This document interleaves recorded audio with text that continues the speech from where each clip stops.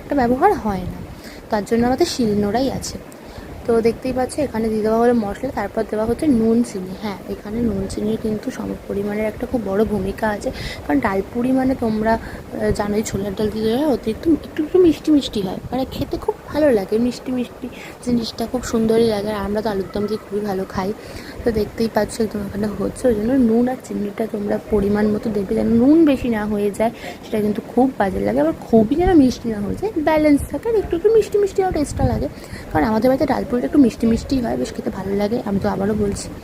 তো আমাদের এইভাবেই তোমাদের ভিডিওটা দেখাচ্ছি। হ্যাঁ, আজকেরটা একটু অন্যরকম ভিডিও আনলাম নিয়ে, কারণ তোমরা সবসময় বলো রান্নাই তোমরা দেখাই তোমাদেরকে, তাই হলে আমার একটু ভাজা ভুজি কিছু অন্যরকম দেখানো যায়।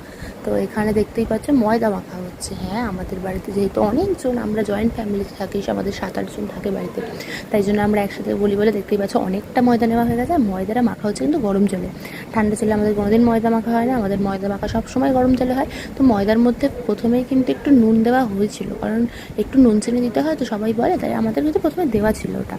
তো এরপরে এক একটা করে লেচির আকারে নিয়ে সেগুলোকে ভালো মতো ঘটির মতো করে, যেটা আমরা ছোটোবেলায় বলতাম বাচ্চাদের মতো, তার মধ্যে এই ছোলার ডালের যে মাখাটা আছে সেটা একটু একটু করে ভেতরে দিয়ে পুর মতো করে, তারপর সেটাকে ভালো মতো করে হাতের সাহায্যে শেপ দিয়ে দিতে হবে। দেখতেই পাচ্ছি এটা একে একে হয়ে গেল।